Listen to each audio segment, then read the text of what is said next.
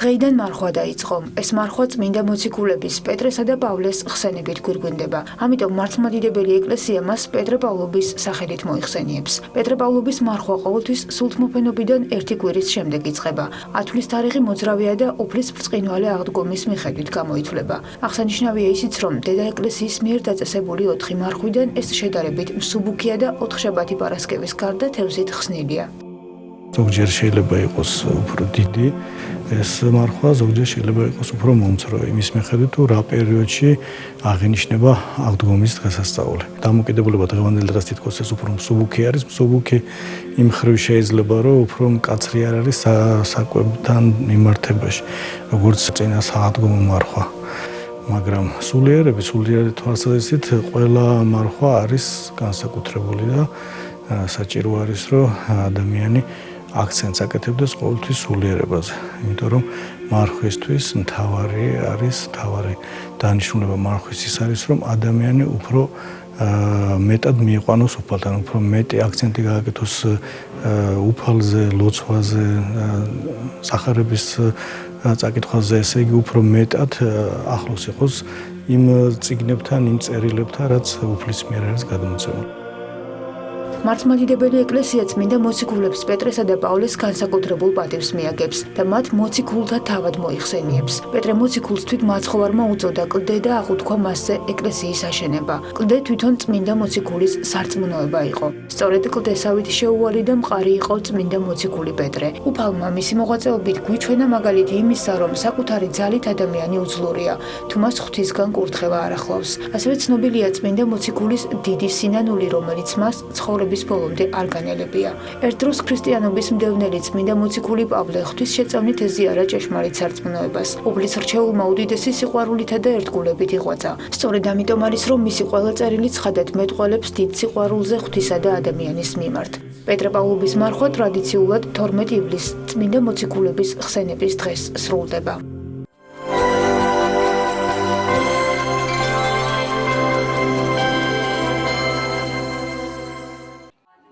სულთმოფენობიდან 1 კვირის შემდეგ საქართველოს მართლმადიდებელი სამოციქულო ეკლესია ყოველთა წმინდანთა ხსენების დღეს აღნიშნავს.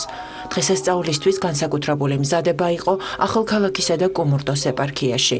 მიქაელ მთავარანგელოზის სახელობის ტაძარში საღამოს ლოცვა 25 ივნისს ახალქალაქისა და კუმურდოს მიტროპოლიტმა ნიკოლოზმა სხვა სასულიერო პირებთან ერთად აღავლინა.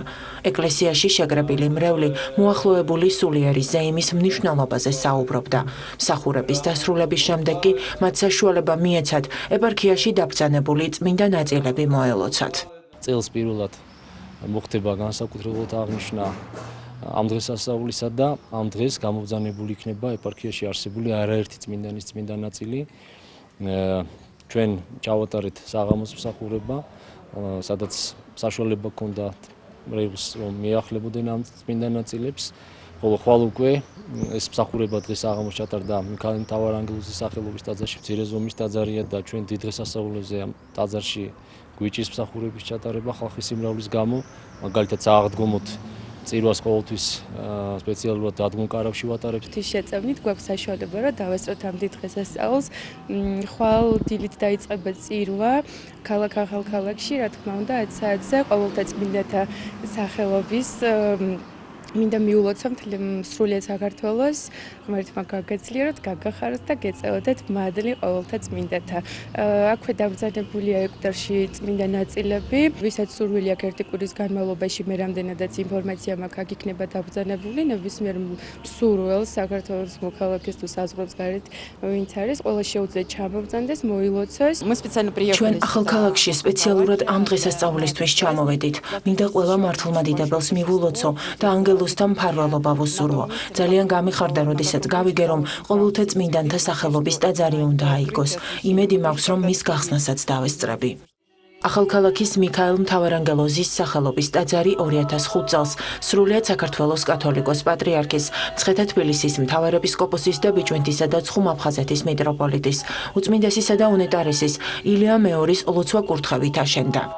ტაძრის ეზოში ასევე არის ტურინის უდარის ასლი, რომელიც სპეციალურად ეკვდერში არის დაბრძანებული და ამ ეკვდერშიც ყოველი თვის ძალიან ბევრი წმინდანის წმინდა ნაწილია. Რა თქმა უნდა, ეს არ არის სრული, მაგრამ შეწევნით ჩვენ იმედოვნებთ, რომ მომავალში კიდევ ბევრი წმინდანი ჩამოვა ჩვენს ეპარქიაში. ჩვენ როგორც ვიცით, აქ საერთოდ ამ ეპარქიაში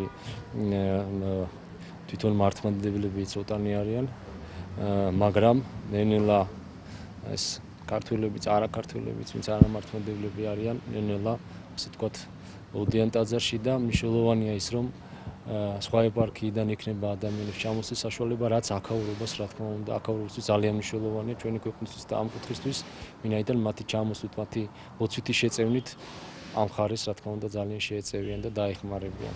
სადღესასწაულო წირვა ახალქალაქში 26 ივნის დილიდანვე დაიწყო. ამ ადგილას, სადაც ახლა კარავია გაშლილი, მომავალში ყოველთა წმინდანთა სახელობის ტაძარი აშენდება. მანამდე კი ღვთისმსახურებაზე დასასწრებად ადგილობრივ მრევლთან ერთად მომლოცველები ქვეყნის სხვადასხვა ეპარქიიდან ჩამოვიდნენ. წირვა ახალქალაქისა და კუმურდოს მიტროპოლიტმა ნიკოლოზმა აღავლინა. თანამსახურებდნენ რუსთველი მიტროპოლიტი იოანე, სურამისა და ხაშურის ეპისკოპოსი სვიმეონი და აგარაკ-წალკის ეპისკოპოსი გრიგოლი. საღვთო ლიტურგიის დასრულების შემდეგ მღვდელმთავრებმა შეკრებილები დაალოცეს და დღესასწაულისა და ტაძრის აგების მნიშვნელობაზე ისაუბრეს. რა საჭიროა რომ შევთხოვოთ წმინდანებს? რა საჭიროა რომ მათ მიმართ განსაკუთრებული თაყვანისცემა გამოვხატოთ? ეს ძალიან სერიოზული კითხვაა, იმიტომ რომ ძალიან ბევრი სხვადასხვა აღსარებლობის ადამიანები სწორედ აი აქ ერთ-ერთი რაში ცდებიან ეს არის. და ჩვენს ეკლესიაში, მართლმადიდებელ ეკლესიაში განსაკუთრებული თაყვანისცემა აღესრულება წმინდანების და განსაკუთრებით მათი წმინდა ნაწილების მიმართ, რომლებიც არიან უტყვი მოწმენი იმისა, რომ ეს წმინდანები არსებობდნენ ნამდვილად. და კითხვაზე პასუხი, აი ესეთი მოკლე და ძალიან ლაკონური პასუხი, მე გუშინ მოვისმინე ლოცვის დროს აქამდე რამდენჯერ მithქვამს მე თვითონ ეს სიტყვები, მაგრამ გუშინ პირველად დავფიქრდი, რომ უპირველეს ყოვლისა დასამაღლებელში ვამბობთ, რამე თუ წმინდა ხარ შენ ღმერთო ჩვენო და რომელიც წმინდათა შორის განისვენებ. ღმერთი განისვენებს წმინდათა შორის. და თუ გვინდა ჩვენ რომ ღმერთზე თაყვანი, სწორედ წმინდათა შორის განისვენებს ეს ღმერთი. და ამიტომ არის ძალიან მნიშვნელოვანი წმინდანების თაყვანისცემა. წმინდანობა არის ქრისტიანის მოვალეობა. აუცილებელია. ყველა ქრისტიანს შეუძლია რომ გახდეს წმინდანი. როგორც კი იბადება ადამიანი, მას ეძლევა ეს შესაძლებლობა და თუ ამ ადამიანი ამ შესაძლებლობას არ იყენებს, ეს არის ცოდვა. ამიტომ აუცილებლად უნდა გამოიყენოს ადამიანმა ეს შესაძლებლობა, განიხტოს და ამისათვის აი სწორედ ჩვენ გვაქვს წმინდა ადამიანების, წმინდანების მაგალითები ჩვენ წინაშე არის მათი წმინდა ნაწილები, რომლებიც საოცარ სურნელებას აფქვევენ, საოცარ სასწაულებს ახდენენ. მაგრამ გარდა ამისა კიდევ წმინდანების თაყვანისცემა მნიშვნელოვანია იმითი, რომ ეს არის ეკლესიის და საბოლოო ჯამში კაცობრიობის ისტორია, მათი ცხოვრებები. რა ვითარებაში უხდებოდათ მათ მოღვაწეობა, როდის ცხოვრობდნენ, როგორი იყო მათი აღსარებლობა. მადლობა რომ გვახარეთ ეს დიდი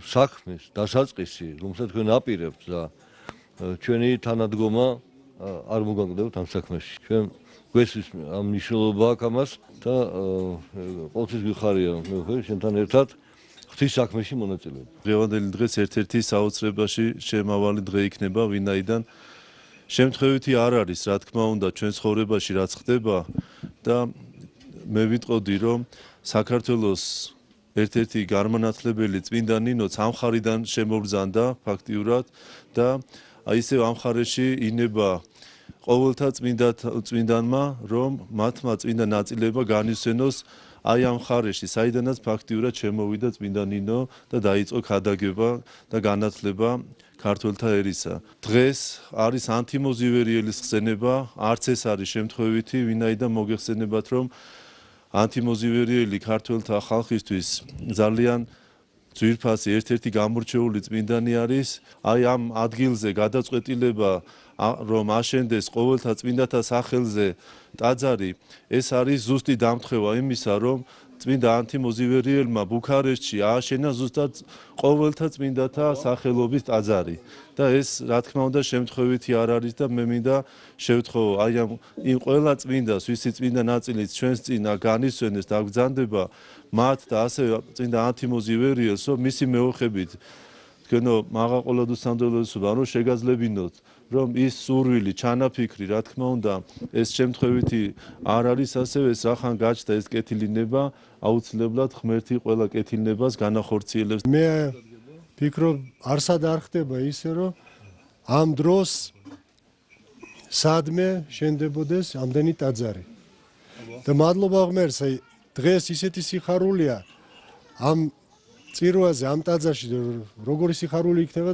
თუ აქ აშენდება დიდი ტაძარი დიდი სამონასტრო და მომლოცველთა კომპლექსი და მინდა გითხრათ ჩვენიერი სულ თავისი ცხოვრებით თავისი ადათი და წესით ეუბნებოდა ყველას რომ ეს მიწა არის ღვთის მიწა და ამ დროს ერთი წმინდანი რომელიც არის პავლე მოციქული სახარებიდან გვეუბნება თუ თქვენ ასე ფიქრობთ თქვენ ხართ ერი ღვთისა კურთხეული სამეფო მდლობა ყველანი და ისინებოს ღმერთმა რომ მეორედ მოსლამდეთ მთელი საქართველო მთელი ქართველი ერი იყოს სამეფო გზაზე და სამეფო მდლობა ღმერთმა დაგლოცოთ გაგაძლიეროთ გაგახაროთ და ინებოს ღმერთმა რომ აქ აშენდეს დიდი კომპლექსი მადლობა უფალს რომ ესეთი დღე გვაქვს ბედნიერი და სიხარულით სავსე და არაჩვეულებრივი უამრავი სიწმინდე არის და წმინდა დღე არის ყველა წმინდას ხსენების დღე არის იმ წმინდანების რომლებსაც დღემდე მოიტანეს ჩვენი მართლმადიდებლობა ჩვენი სიხარული ჩვენი ბედნიერება ულოცავ მთელ საქართველოს დიდი სიყვარულით მინდა დღევანდელი დღე მიულოცა სრულიად საქართველოს და არა მარტო სრულიად საქართველოს სრულიად სამყაროს მსოფლიოს მიულოცა დღევანდელი დღე ჯავახეთიდან ახალქალაქისა და კუმურდოს ეპარქიიდან ეს მოლოცა მიუვიდეს ყველა ადამიანს ახალქალაქისა და კუმურდოს ეპარქია წმინდა ნაწილების სიმრავლითაა ცნობილი. სიწმინდეებს საბოლოოდ დააბრძანებენ სწორედ იმ ტაძარში, რომლის აგებაც უახლოეს მომავალში იგეგმება. როგორც დეკანოზმა ალექსანდრე ქასრიშვილმა განგვიმარტა, ყოველთა წმინდანთა სახელობის საკათედრო ტაძარში წირვა ყოველდღიურად აღევლინება. მრევლს კი შეეძლება მოილოცოს იმ წმინდანის წმინდა ნაწილი, რომლის ხსენებაც იმ კონკრეტულ დღეს იქნება. როგორც აქ-შეკრებილები ამბობდნენ, ყოველთა წმინდანთა სახელობის საკათედრო ტაძარი განსაკუთრებული მნიშვნელობისაა.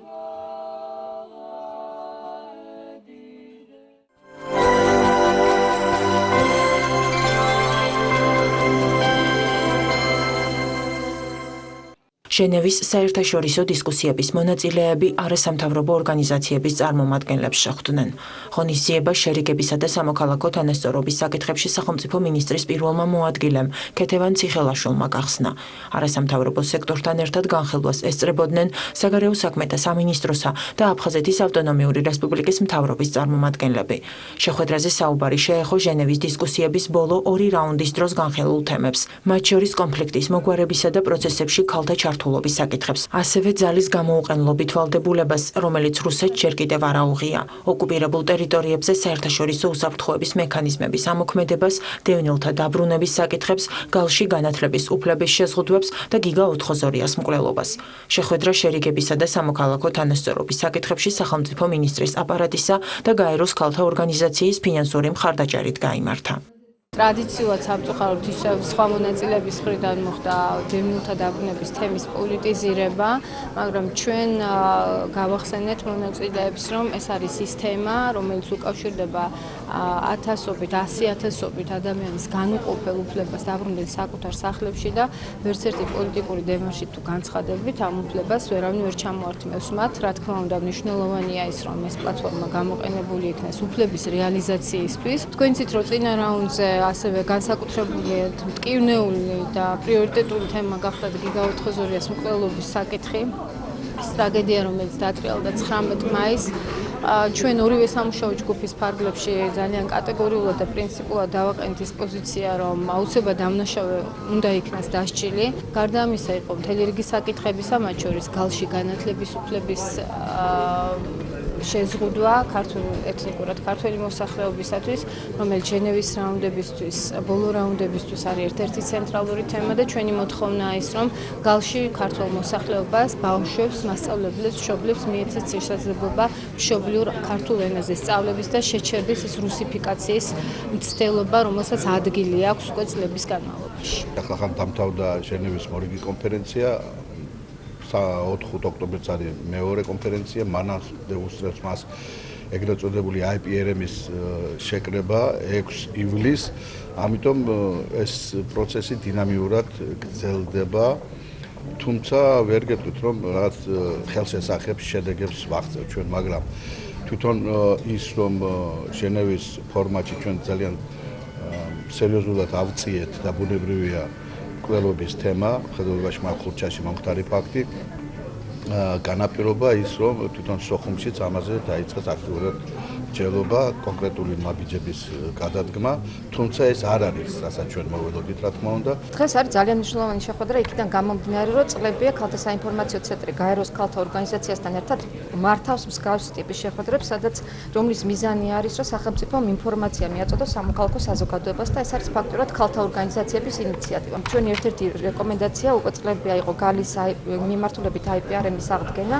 ეს არის ძალიან მნიშვნელოვანი, რომ აღდგა გალის IPRM-ის პროცესი, თუმცა მხრივ წუხართ იმაზე, რომ აი ამ ფორმატში არ არის არც ერთი ქალი ჩართული, როგორც ოფიციალური მომლაპარაკებელი და მოუწოდებთ, რა თქმა უნდა, სახელმწიფოსაც და საერთაშორისო საზოგადოებას, რომ მიაქციოს ამას ყურადღება.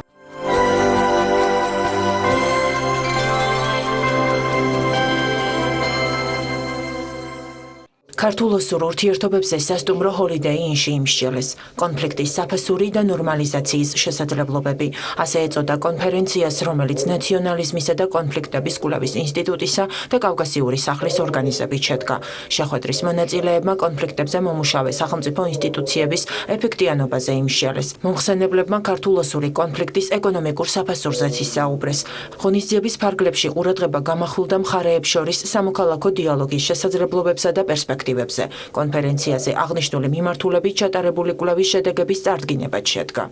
ვისაუბრებთ ერთის მხრივ იმაზე თუ რამდენად ეფექტურად მუშაობენ ქართული ინსტიტუციები, სახელმწიფო ინსტიტუციები კონფლიქტებთან მიმართებაში, ასევე ვისაუბრებთ იმაზე თუ რა ფინანსური შემადგენელი აქვს ამ კონფლიქტს, ანუ რა ზარალი გვადგება თქვათ კონფლიქტის დაწყებიდან დღემდე ქართულ და ოსურ მხარეებს და ასევე იქნება ადამიანურ განზომილებაზე ვთქვათ დღეს რა ყოფაში არიან ის თემი, რომელიც გამოდევნილი არის სამხრეთ ოსეთის ტერიტორიიდან. დაიბეჭდა პუბლიკაცია, რომელიც შედგება ქართველი, ოსი და უცხოელი ევროპელი და ერთი რუსი ავტორის ნამუშევრებისაგან, რომელმაც შეაფასეს კონფლიქტის საფასური.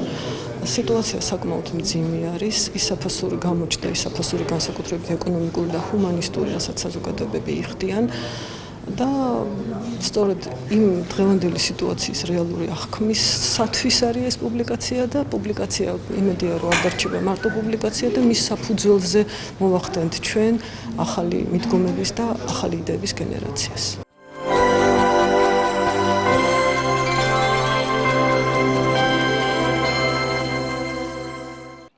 საქართველოში მიგრანტთა სარეინტეგრაციო დახმარების 2016 წლის პროგრამის წარდგინება სასტუმრო ამბასადორში შედგა.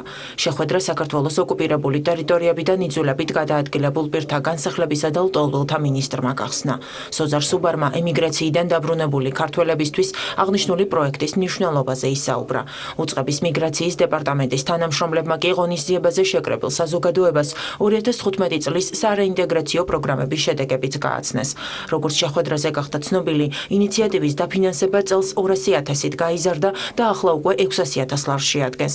პროგრამა მიგრანტთა სამედიცინო მომსახურებას, დასაქმების ხელშეწყობას, იურიდიულ დახმარებასა და დროებითი საცხოვრებლის შექმნას უზრუნველყოფს. 2015 წელს საქართველოს სახელმწიფომ პირველად დაიწყო დახმარება იმ მიგრანტებისთვის, რომლებიც არალეგალურად იყვნენ უცხოეთში წასულები და რომლებიც ბრუნდებიან ქვეყანაში. ჩვენ მათ ვეხმარებით სხვადასხვა მიმართულებით, ეს არის სამუშაო შოვნა, ეს არის მცირე გრანტების დაფინანსება, თქვათ, რომ წარმოება დაიწყონ, ეს არის ფსიქოლოგიური დახმარება თუ ვინმეს ასეთი სჭირდება, ან იურიდიული დახმარება და ბინის დაქირავებაც კი, როცა ამის აუცილებლობა არსებობს. შარშან იყო 400,000 ლარი გამოყოფილი, წელს 2016-ში არის 600,000 ლარი გამოყოფილი. საქართველოს მთავრობა უკვე მეორედ ახორციელებს საქართველოში დაბრუნებულ მიგრანტთა სარეინტეგრაციო დახმარების სახელმწიფო პროგრამას.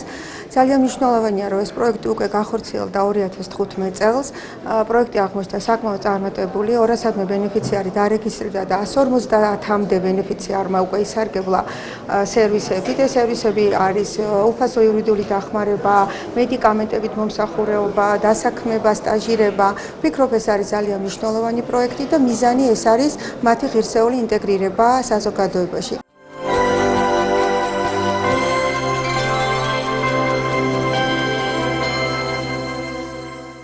დარიალის ხეობაში სტიქიის სალიკვიდაციო სამუშაოები გრძელდება. ადგილზე არსებულ ვითარებას რეგიონული განვითარებისა და ინფრასტრუქტურის მინისტრის პირველი მოადგილე ილია დარჩიაშვილი და საავტომობილო გზების დეპარტამენტის თავმჯდომარე გიორგი სეთურიძე გაეცნენ. მხარეების განცხადებით დარიალის ხეობაში მობილიზებულია ყველა საჭირო ტექნიკა. აქტიურად მიმდინარეობს სამუშაოები თერგის ბუნებრივ კალაპოტში დასაბრუნებლად და უშუალოდ გზის აღდგენითი სამუშაოების დასაწყებად. სტიქიის შემდეგ მდინარე თერგმა შეიცვალა კალაპოტი, რაც ხელს უშლის დაიწყოს საავტომობილო გზის აღდგენითი სამუშაოები. მაქსიმალურად მობილიზებული არის სპეცტექნიკა, თითქმის 40 ერთეული, რომელიც ჩვენ ვფიქრობთ, რომ 2-3 დღეში მოხერხდება მდინარე თერგის კალაპოტის ცვლილება და დაიწყება აქტიური სამუშაოები საავტომობილო გზის აღდგენასთან დაკავშირებით. ჩვენ ვფიქრობთ, რომ მაქსიმუმ 2 კვირის ვადაში საავტომობილო გზის აღდგენას მოვახერხებთ. დროებითი იქნება, რა თქმა უნდა, თუმცა შესაძლებელი იქნება სატრანსპორტო ნაკადების გატარება აღნიშნულ საავტომობილო გზაზე.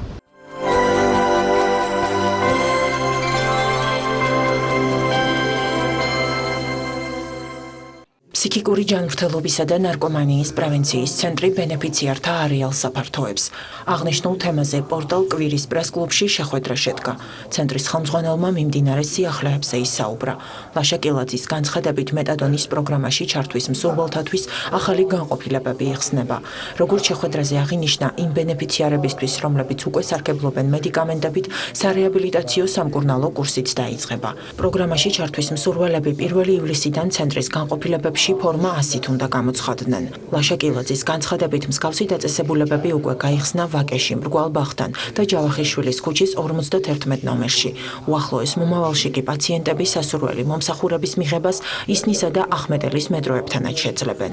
1 ივლისიდან იცვლება ის, რომ პროგრამა საქართველოს ტერიტორიაზე განახორციელებს მხოლოდ ფსიქიკური ჯანმრთელობის და ნარკომანიის პრევენციის ცენტრი კონტრაქტორთან ურთიერთობის გარეშე. კვირის ბოლოს ფსიქიკური ჯანმრთელობის და ნარკომანიის პრევენციის ცენტრს საათყოფნაში ეყოლება 8 განყოფილება იმისთვის, რომ მიიღოს ბენეფიციარების ახალი ნაწილი. ანუ ის ნაწილი ბენეფიციარების, რომელიც დღესდღეობით სერვისს იღებს ჩვენს კონტრაქტორ ორგანიზაციასთან სახელწოდებით დურანტი. იმისთვის, რომ პროგრამის შემდგომი დაგეგმვა და გაუმჯობესება მოხდეს და ეს დაგეგმილია ჩვენს მიერ შეთავაზებული წინადადების პაკეტის სახით, რომელსაც აუცილებლად წარუდგენთ შესაბამის სტრუქტურას, კერძოდ შრომის ჯანმრთელობის და სოციალური დაცვის სამინისტროს შესაბამის პოლიტიკის განსაზღვრელ ორგანიზაციას. მდგომარეობს შემდგომში, რომ მეტადონის ჩანაცვლების თერაპია ამ ფორმით, როგორც ახლა მიმდინარეობს, თავის ეფექტურობის გარკვეული ნაწილს კარგავს იმის გამო, რომ ბენეფიციართა ნაწილი პროგრამაში უბრალოდ იღებს ჩამონაცვლებელ მედიკამენტს და არ გააჩნია შესაბამისი мотиваცია, არ გააჩნია შესაბამისი სურვილი, ასე ვთქვათ, და პრინციპში თუ გულახდილად ვიქნებით არც იმის პირობები ძალიან ხშირ შემთხვევაში, რომ გაიაროს სრული კურსი მკურნალობისა, მათ შორის ჩანაცვლებითი, მათ შორის სტაციონარული დეტოქსის მკურნალობა, მათ შორის ფსიქოსოციალური რეაბილიტაცია და საბოლოო ჯამში მოხდეს მათი мотиваცია იქითკენ, რომ მთლიანად დააღწიოს თავი ნარკოტიკზე დამოკიდებულობის თემას.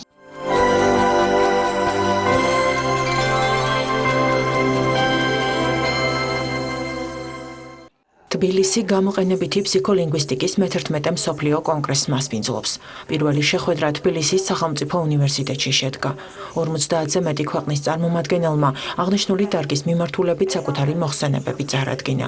როგორც შეხვედრაზე აღინიშნა, ღონისძიების ფარგლებში გაიმართება გენერალური ასამბლეა, სადაც კონგრესის მომავალი პრეზიდენტისა და პრეზიდიუმის არჩევა მოხდება. გამოყენებითი ფსიქოლინგვისტიკის მსოფლიო კონგრესი 4 წელიწადში ერთხელ სხვადასხვა ქვეყანაში 1991 წლიდან იმართება. მოხსენებები პლენარულზე არის სრულიად განსხვავებული პრობლემატიკა, არის კულტურათშორისი კომუნიკაცია, არის მედიისა და აუდიტორიის ურთიერთობა, არის ეთნოენობრივი ცნობიერების კვლევა, იმიტომ რომ ამის გარეშე ჩვენ არ აქვს შესაძლებლობა სხვა კულტურების თან ურთიერთობაში იმ ტკივნეული ზონების გამოყოფა, რომელიც შეიძლება კონფლიქტის საფუძველი გახდეს. ეს კონგრესი რიგით მე-11-ია, შემდეგ იგი პოლონეთში შედგება. ჩვენ ვცდილობთ, რომ სხვადასხვა ქვეყანას ვესტუმროთ, რათა ასოციაციას პოპულარიზაცია გავუწიოთ. მთავარი მიზანი კი ამ მიმართულების ღრმად შესწავლა და საზოგადოების ცნობიერების ამაღლებაა.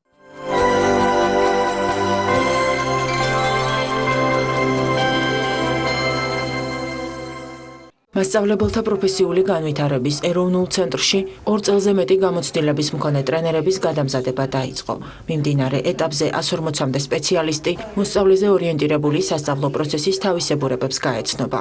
პროგრამის ფარგლებში მომზადებული ტრენერები 2016 წლის აგვისტოს-სექტემბრიდან საჯარო სკოლების პედაგოგებისა და დირექტორების პროფესიული განვითარების პროცესში ჩაერთვებიან. სისტემაში არსებული ტრენერებს უტარდებათ ტრეინინგები, მათ